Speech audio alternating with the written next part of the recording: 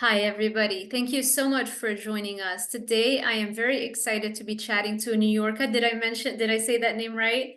Yes. Niurka, thank you so much for accepting my invite. We're going to talk about priming today, and we're going to talk about the negative side and really what most people seem to be experiencing when they go on priming protocols. So, can you share a little bit about your background and your experience with priming?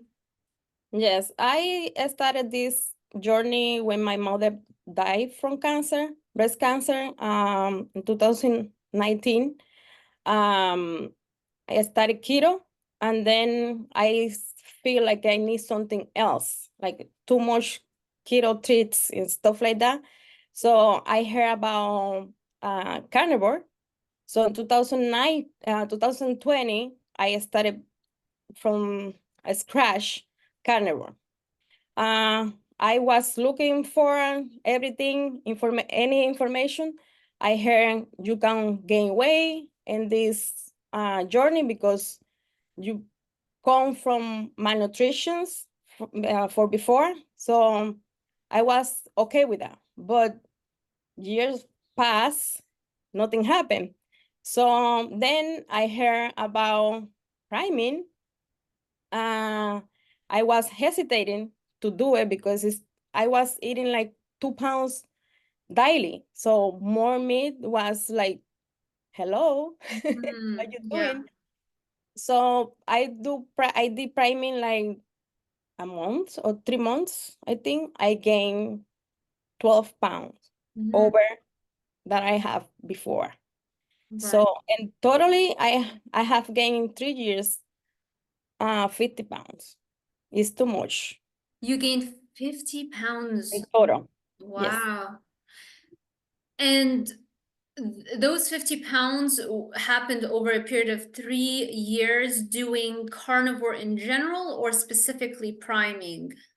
And priming specifically, I gained 12 pounds. But after that, I Yeah, can stop right. gaining. Because you develop those habits of Yes. just not restricting. Can you share a little bit more about what you were encouraged to do and, the specifics of it, of the priming protocol? Yes, I have to eat multiple times a day. Mm, Um, uh, a lot of meat. Yeah, I was eating already 2 pounds. yeah. Plus I incorporated 2 pounds more almost every day. I was tough. I say, no, I can't anymore. I can't reach my toe. I can go upstairs. I was feeling so tired. So I say, no, no more. Right. Um, And when did you decide to not do that? You said no more to the priming protocol or just in to general? the priming Yeah. and then to carnivore. Oh, Because okay. the last year, I have a little event uh, happen about the priming people. So I have to stop uh, with those people. And then like starting again, like I was like brainwashed, like Mhm. priming will save you, but not my case. Not Right. in my case. I know you have to gain weight or your body will hold the weight because you are in trouble. You have something inside you don't find out.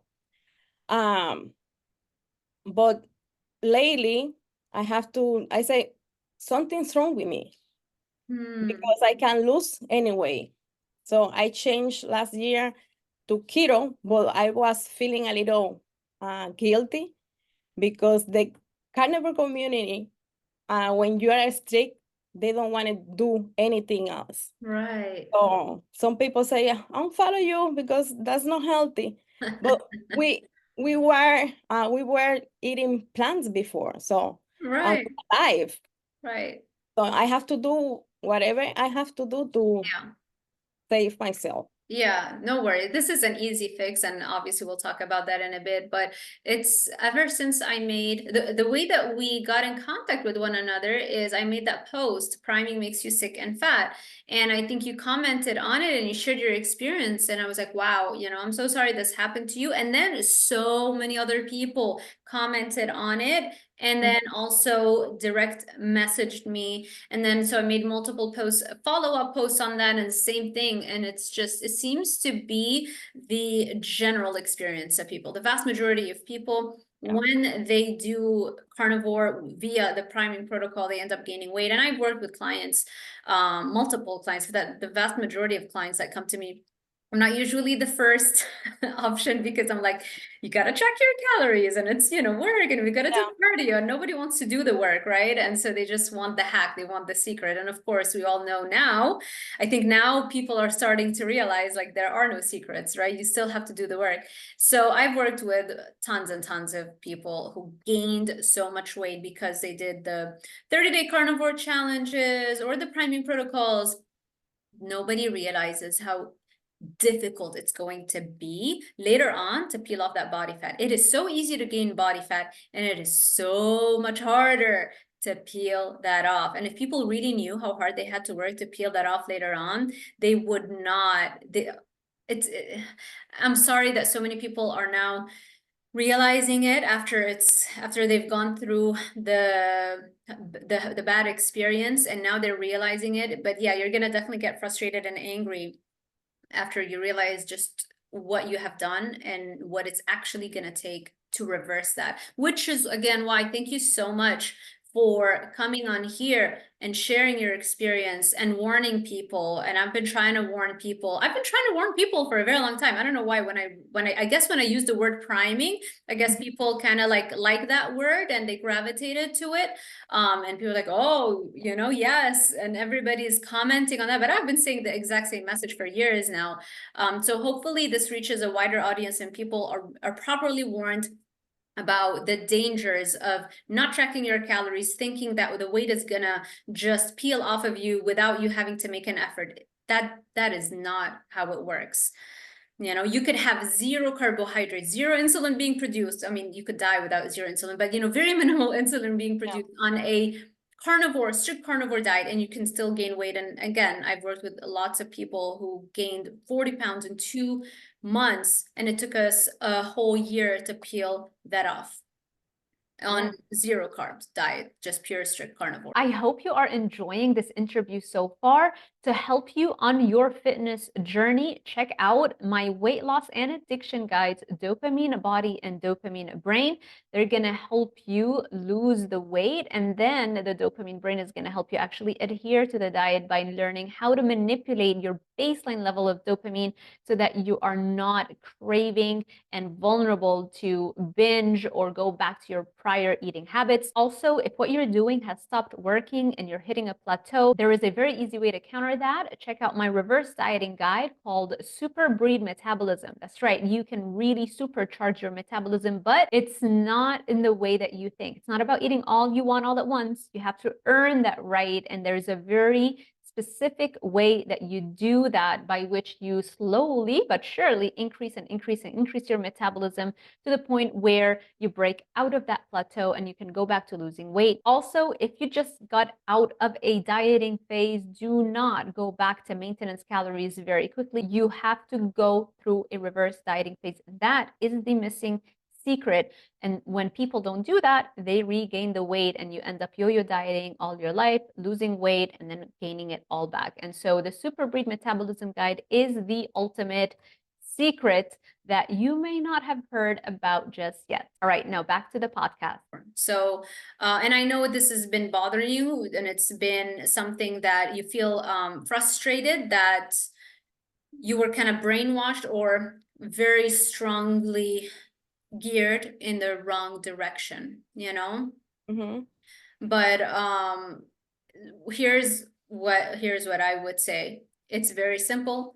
It's very easy. At the end of the day, calories still matter, but you do have to do the tracking. You do have to know exactly how many calories you're consuming every day. You have to know how many calories you're burning, and you're gonna have to create a caloric deficit. And when you create that caloric deficit, it's gonna work to a certain point until something called metabolic adaptation happens, where your body adapts to the amount of calories you give it, right? And so you give it less calories, it's going to adapt after a few weeks.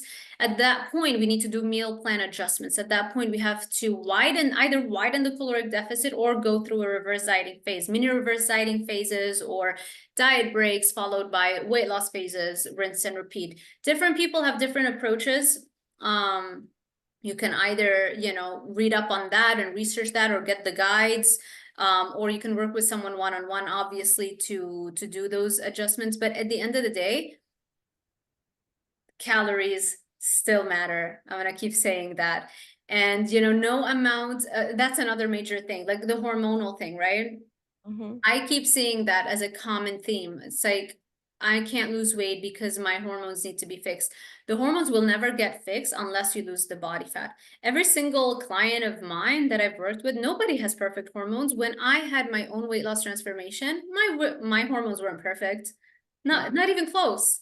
But you still lose weight the same exact way. Sure, if your hormones are optimized, yeah, it's easier for sure. But almost nobody has like this optimized, perfect hormonal profile, and if you're gonna try and attempt that, it's infinitely harder to try and attain that than it is to just count your calories, create a caloric deficit, and get the weight loss happening.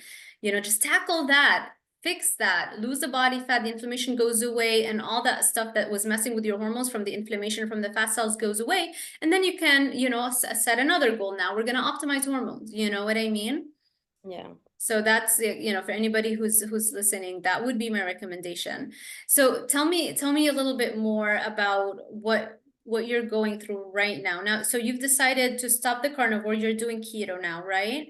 Yes. I have my best friend, she see me suffering and she find a nutritionist Yeah. um for me. Yeah. So she's doing approach keto. Okay. So she made me the menu and stuff like that. Some supplement. That's the other thing. They stopped doing supplements because you don't need supplements in carnivore because they may Mhm. have Yeah. everything inside. So not for me. No, yeah. No, So yeah. I I, have so much to say about that, but yeah, sure. yeah, Tell me more. the supplements, no salt, no so many things, Wait, So no now salt? That's a new one. I haven't heard that one before. and on carnivore, yes. Some people don't do salt Okay. in carnivore. So I would say yes, from some cuts, you don't need salt because the main flavor is good. Mm. But some people need it, some people don't need it. But people follow, like I say, no salt this month, people do it just for follow. Oh, I see. So Oh, just to simplify, I guess, the decision-making process, it's like we're all doing this, so we're gonna do it together and we're not gonna, yeah. I see what, okay. Even with the butter, I was eating 2 sticks a day of You're butter. kidding. That's Plus, 1,600 calories right there. yes, yes. That's your maintenance calories. And plus, they say you don't need to exercise to lose weight. Well, so I get lazy, as you can imagine. Um, Butter, more meat, more meat. So until I don't remember who say if you eat more protein than you need, you will raise glucose. So I asked for the monitor glucose. So I check. I said, "Oh my goodness, this is the problem. I eating too much. I Yeah. eating too much." So Wow. yes, because I need to also volume. Doing keto is more easy to me to put some volume in Right, my because if you're adding some fiber, it's more voluminous for sure. yes. We can talk about that if you want in a bit. So would you say you were actively discouraged from exercising? Like, or was Yeah. it just like, oh, you don't need to do it, but not like actively discouraging? No, like you don't need to do it. Carnivore will do it, everything for you. I am I I so know sorry. people doing this because they say you don't need, if you need a nap, take it. And the thing is, if you need a nap, your glucose is rising. Right. Right? We're gaining body fat too, the Yeah. inflammation, everything. Health is being lean and fit. That's healthy, right? Gaining body fat is not the way towards health, not even in the short term, you know? Mhm. Oh my gosh. Okay. It's Let's hard. go back to the keto. Here's what, if somebody is in the same predicament, listening to us, what I would say is, sure, you can lose weight doing keto. You can lose weight doing standard American diet. It's a lot harder because you're battling addiction and you need way more discipline and your blood sugar is all over the place. But you can still lose weight if you create a caloric deficit, unless you have a severe levels of insulin resistance, where there are certain cases where we need to do a very, very low carb. But for the most part, for the vast majority of people, as long as you create a caloric deficit, you will lose body fat. Now, sure, if you do add the fiber and the vegetables, like on a ketogenic diet, it's easier to get that volume in. Whereas with carnivore, it's harder. But for some people, like they literally cannot have certain veggies because they have autoimmune conditions. The reason why they gravitated towards carnivore is because of symptom relief and their autoimmune goes into remission, or just so many different health conditions that are just almost completely resolved usually on a carnivore diet. So I get the importance of trying to make it work on carnivore.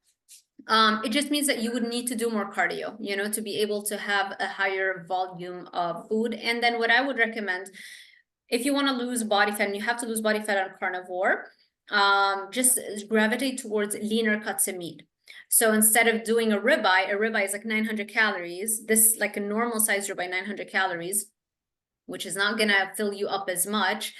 Then try to do things like ground turkey. Try to get the leaner cuts of ground turkey. If you're doing ground beef, go with the leaner cuts of ground beef. If you're doing dairy, instead of doing the regular sour cream, do the light sour cream. Like, there are a lot of ways to decrease the amount of calories that you're consuming. But then the cardio is really going to be the biggest game changer. On top of that, getting steps in. So you want to get your steps in on top of the cardio and strength training here and there. Although strength training, there have been studies done which show that all you need is really just one set per muscle group of strength training to maintain the strength and the size of that muscle. If you're trying to lose weight and you want to focus on the cardio, so because it's easier to lose weight if you focus on the cardio. A lot of people are afraid to stop strength training. So now it's like, I have to strength train 7 days a week and I have to do all this cardio and I have to get my steps, and it becomes unmanageable. And so those studies are life changers, really, because they show us that all you need is just one working set per muscle group to maintain whatever strength and muscle you have. And I've been applying this for months now with my clients, and it's really changed the game for the results I'm getting, because now it's manageable, right? As opposed to having to do all these things. Mhm. And I can see in them that their strength remains the same. Like, it's not just the studies that show that, but client after client that applies the same thing. And I see the weights they're lifting, they really don't lose muscle. They can maintain that strength, they can maintain that muscle, which is really what we want. We really don't want to lose any muscle as we're losing body fat. So all you would have to do really is like maybe like 60 minutes of strength training just to maintain our muscle. Because let's focus on the fat loss first. We don't have to build muscle right now. This is, let's lose the body fat first. We can do a building phase afterwards. So all you would have to do, let's say 60 minutes of strength training per week, 30 minutes here, 30 minutes there, touching every single muscle group. with one working set. And then that frees up so much time to do cardio. So every day you're doing cardio. And then on top of the cardio that you're doing, highly, highly recommend that you add in steps. Now, here's the thing that happens. Metabolic adaptation. So if you just keep walking the same 10,000 steps every day, eventually your body adapts, right? And so this is why if you have access to a treadmill with a desk on it where you can add incline, that breaks through the adaptation, that breaks through the plateaus that will inevitably happen a few weeks down the road. That is another game changer. If you don't have access to that, then just know that your body will slow down its metabolism. That's a very normal thing. It's not something terrible. It's normal. You're not going to lose weight without metabolic adaptation happening. We expect it to happen.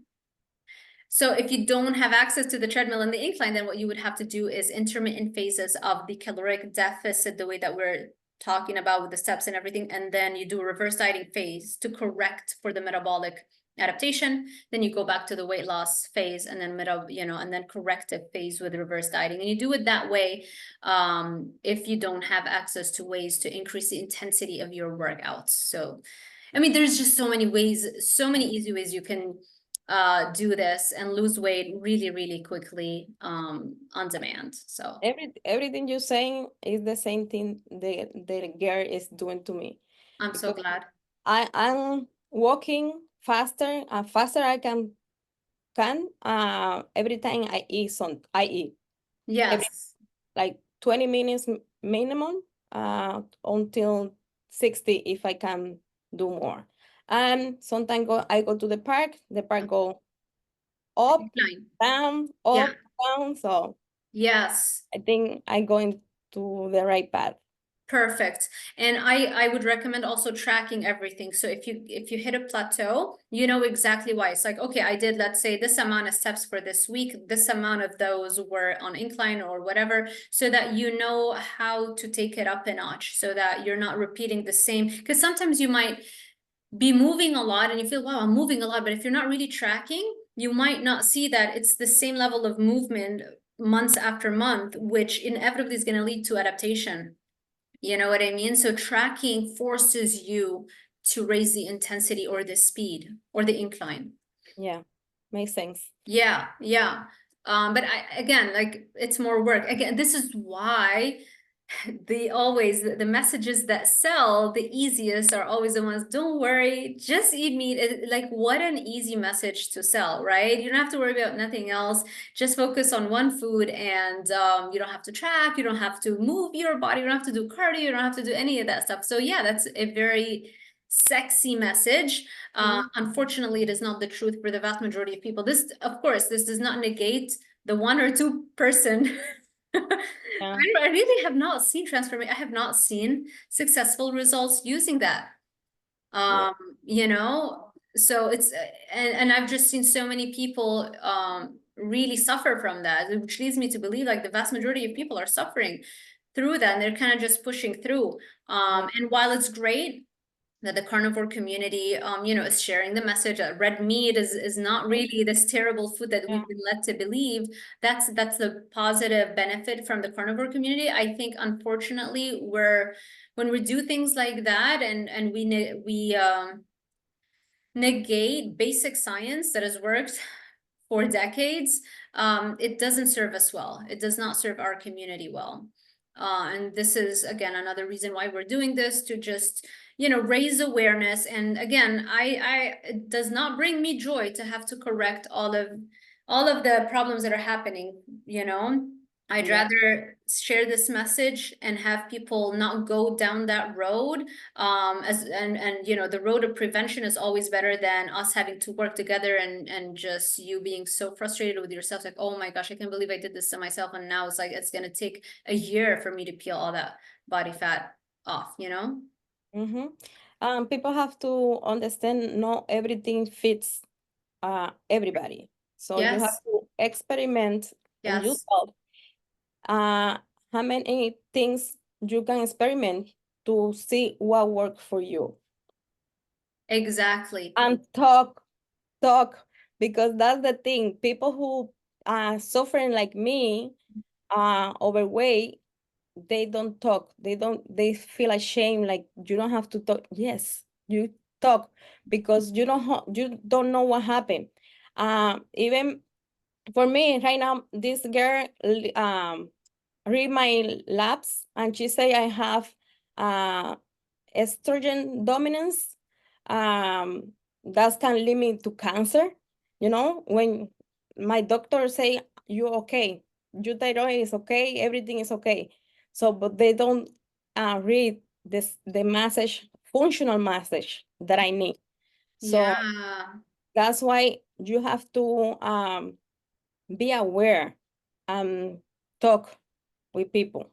Thank you so much for saying that. I think a lot of people, if they're gaining weight on the protocol when they've been being told by everybody, no, you're going to lose weight, you're going to lose weight, you feel like maybe I'm doing it wrong. Maybe there's something wrong with me, and you feel guilty or ashamed, like you said, and you don't speak up. And the only people that seem to like talk and be social and share the message are the ones that are having success stories.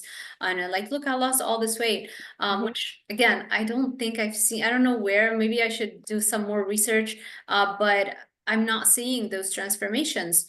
Unless somebody like had tons and tons and tons of body fat to lose, like hundreds, then sure, you're gonna lose a little bit. No matter what you do, you move some carbohydrates, you're gonna lose weight, even if you're doing priming, even if, Yeah. because they already have a very high levels of appetite suppression, the more body fat they have.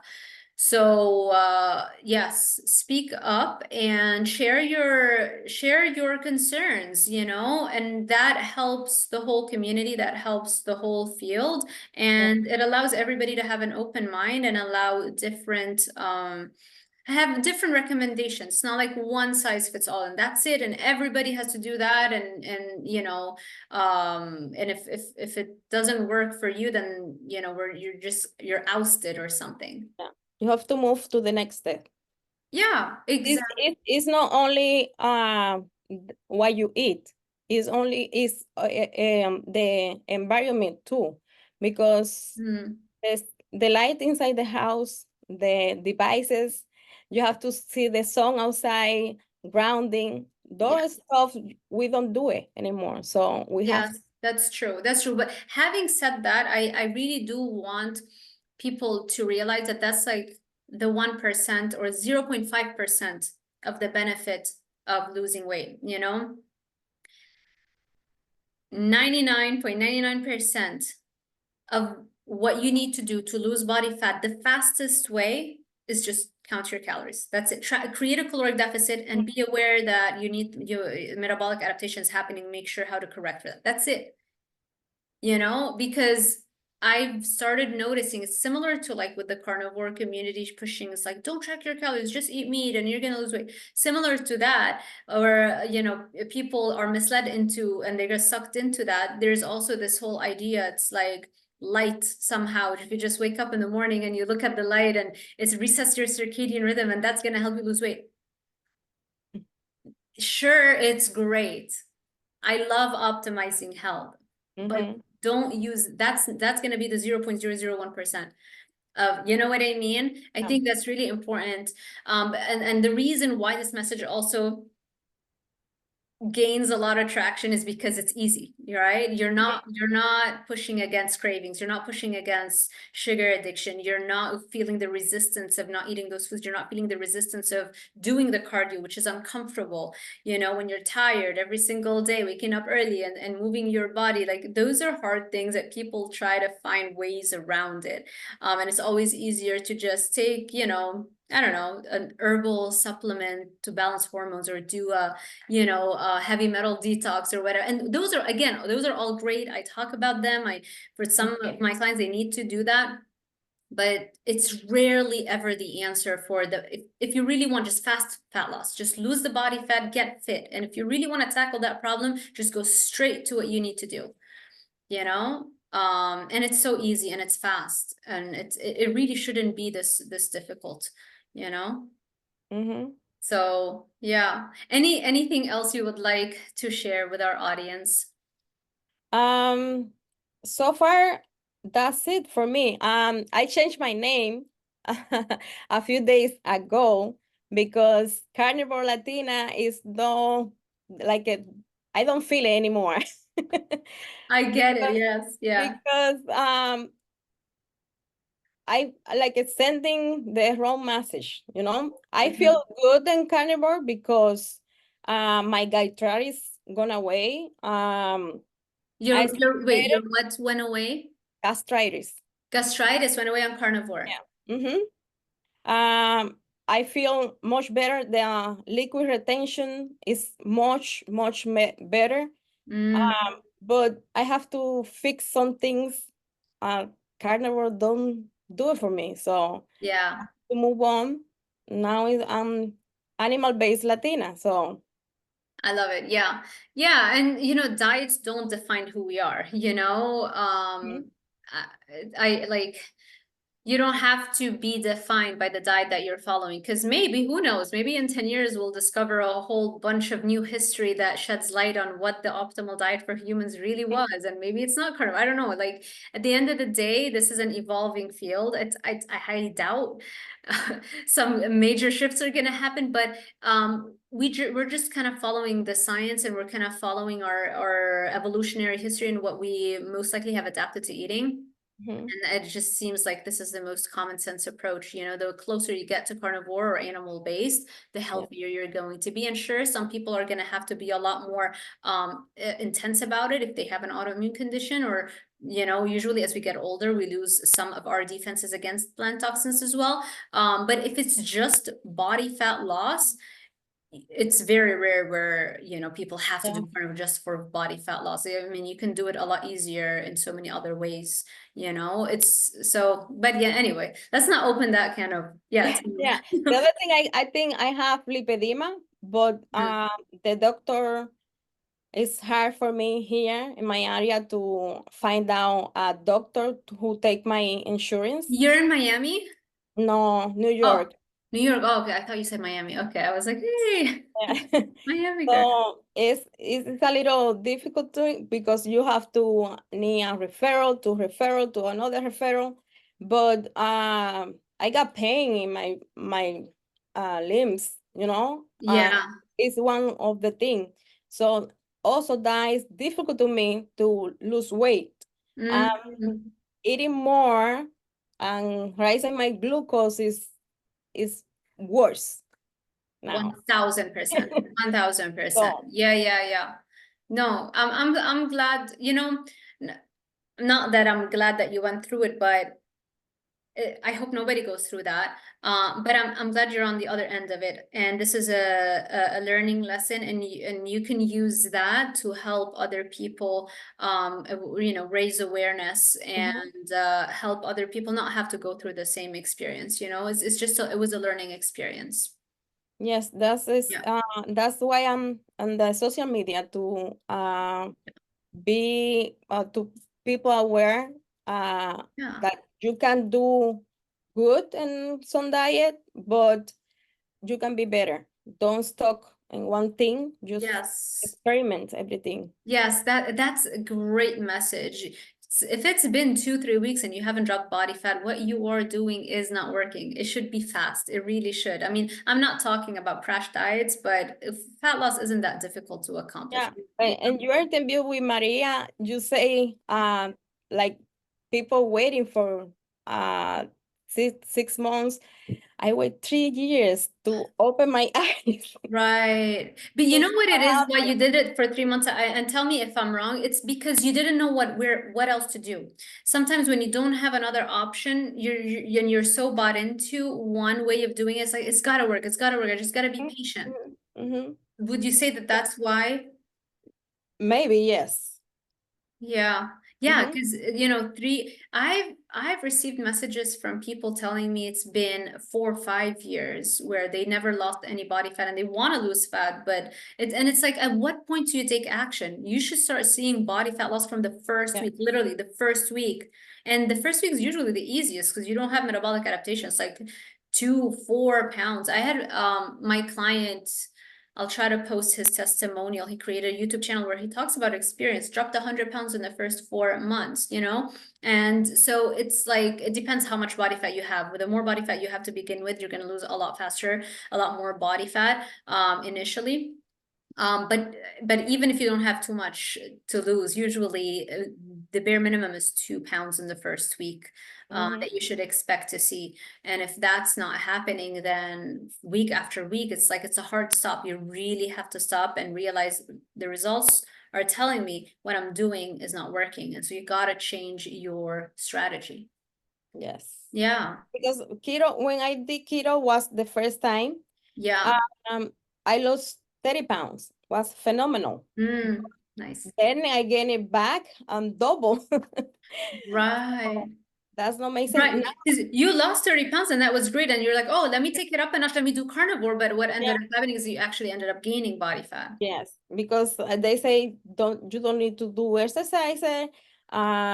People put her six packs, their six packs like this was without exercising. Say, wow, that's by me, but Right. that's my case. Right. And we don't all share the same genes too, right? Some Yeah. people, it's like a lot easier for them to lose body fat. We talked about me and Maria Emmerich, the interview you were referencing, right? About the personal fat threshold. It's true. Like some people will literally sweat out any excess calories. They will literally, you see them physically sweat out. My husband is one of them. And it I always don't. shocks me, right? I Me don't. neither. I'm like, what do you mean you sweated? I was like, yeah, I got like the night sweat after his cheat meal. And I'm like, wow, it's never happened to me. Never, so like different genetics, the way that what we do with excess calories, some is turned in, for some people, they turn it into heat and it dissipates. And for others, we store them as body fat. And so we have to be careful also about with regards to our own personal genetics and how certain diets influence that. So I am so glad we did that. I think really this is helping so many people.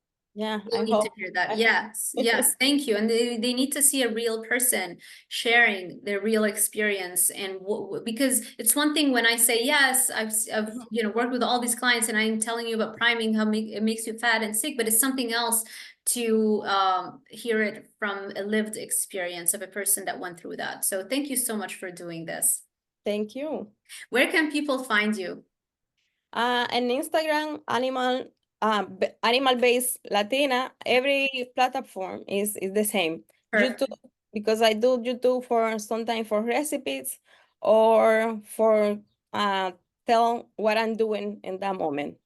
Fantastic. I will make sure that I link directly to your Instagram and YouTube in the description box of this YouTube video so people can find you more easily. And I appreciate you sharing your journey. This is going to help so many people, I already know. And thank you everybody for sticking with us. Hopefully this was helpful and we raised enough awareness. Share your experiences, share your comments, tell us more about if you've done priming, what was your experience like? And yeah, thank you all for watching. If you like this kind of video, make sure you give it a thumbs up, subscribe, and hit that little notification bell icon so YouTube alerts you every time I post a new video. Thank you for watching, and I will see you in the next one.